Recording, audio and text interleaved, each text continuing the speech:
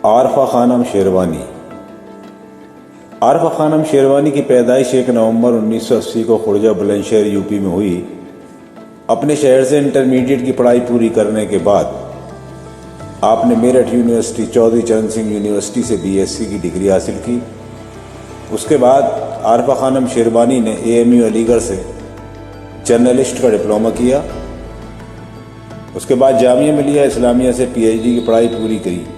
AMU Aligarh से journalist की पढ़ाई करते हुए एएमयू की तहजीब और कुछ कर गुजरने का जज्बा लेकर यहाँ से एक संकल्प लिया, क्योंकि यही वो शीराजा है जहाँ से भारत रत्न, पद्म भूषण और पद्म विभूषण जैसे अवार्डों से सम्मानित शख्सियतों ने अपना काम अपने फ़र्ज के साथ अंजाम दिया था।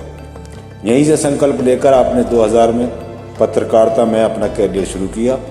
आरफा खानम शेरवानी ने द एशियन एज और फिर सहारा टीवी के साथ ही भी काम किया।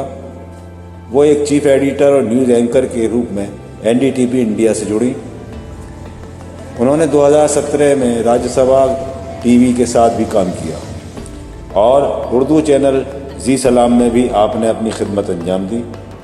आजकल वो द वायर के लिए काम कर रही हैं,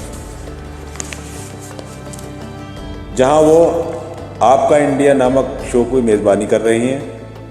उन्होंने तेहरान से ईरान राष्ट्रपति चुनाव 2009 और काबुल से अफगान राष्ट्रपति चुनाव 2014 को कवर किया।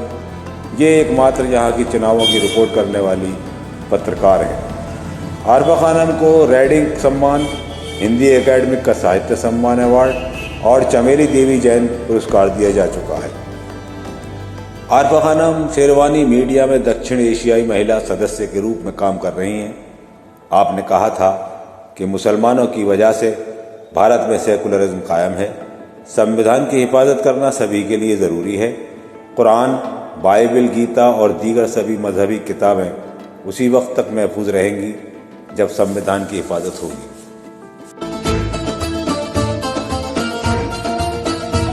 दुनिया में सबसे ज़्यादा गैर कानूनी काम कानून के नाम पर किए जाते हैं।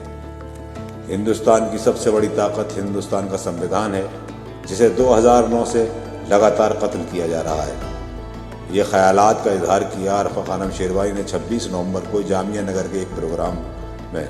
मशहूर जर्नलिस्ट ने ये कहा था कि कश्मीर अब हिंदुस्तान का हिस्सा पहले से ज़्यादा हो चुका है, लेकिन अभी भी वहाँ लोगों की आज़ादी नहीं मिली है, इंटरनेट तक पे पाबंदी है। आरफा खानम शेरवानी ने कहा, भारत में सेकुलरिज्म के लिए सबसे ज़्यादा जद्दोजहद मुसलमान कर रहे हैं। आपने सबके साथ मिलकर जुल्म के खिलाफ आवाज़ उठाने के लिए कहा। पिछले 16 साल से टीवी जर्नलिज्म के मैदान में हैं। कहानी उस भारत की जो करोड़ों के दिलों में बसता है। सबको साथ रहना है, सबको साथ जीना है। हम वही हैं, हम वही हैं। हम हैं उनकी आवाज़ जो बोल नहीं पाते। हम हैं वो आवाज़ जिसे हुकूमतें डरती हैं। हम हैं वो आवाज़ जिससे हुकूमतें डरती हैं। हम हैं वो हकीकत जो हर रोज़ आपसे छुपाई जाती है। हम हैं वो हकीकत जो हर रोज़ आपसे छुपाई जाती है। हम हैं उसकी भारत में प्रोग्राम, हम हैं असली भारत, ये प्रोग्राम चलाती हैं आरफा खानम शेरवानी।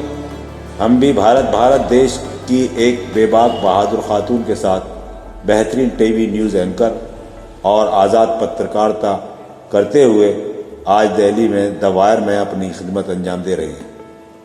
आरफा खानम शेरवानी ने एक डॉक्यूमेंट्री तालीमी कारवां बनाई, जिसमें उत्तर प्रदेश के देहातों और छोटे कस्बों की हकीकत को दिखाया गया है। आरफा खानम ने पत्रकारिता के मैदान में दुनिया भर में बेबाक, निडर, दिलेर और ईमानदाराना रिपोर्टिंग में अपनी अलग पहचान बनाई। अमेरिका में एक कॉन्फ्रेंस में इंडियन, मुस्लिम, दलित, आदिवासी और इंडिया सियासत पर बेहतरीन खिताब किया। आरफा खानम की हिम्मत, बहादुरी और सच्ची पत्रकारिता का अंदाज इस बात से लगाया जा सकता है कि आपने हमेशा हालात हाज़िरा पर दो टूक तबसरा किया और पत्रकारिता का हक भी अदा किया। आरफा खानम शेरवानी की मशहूर टीवी शो हैं मोदी को आखिर सवाल पसंद क्यों नहीं। दूसरा शो है भगवा दहशतगर्दी, एक टीवी शो है बॉब लॉन्ची। एक शो है क्या मौलवियों ने मुस्लिम समाज का ठेका ले रखा है। 3 तलाक, श्री श्री रविशंकर का इंटरव्यू, अमित शाह का जादुई विकास, मोदी के पेड इंटरव्यू का पोस्टमार्टम, अमित शाह का डीएनए टेस्ट। क्या हिंदुस्तानी मीडिया अमेरिका की तरह आजाद हो पाएगा।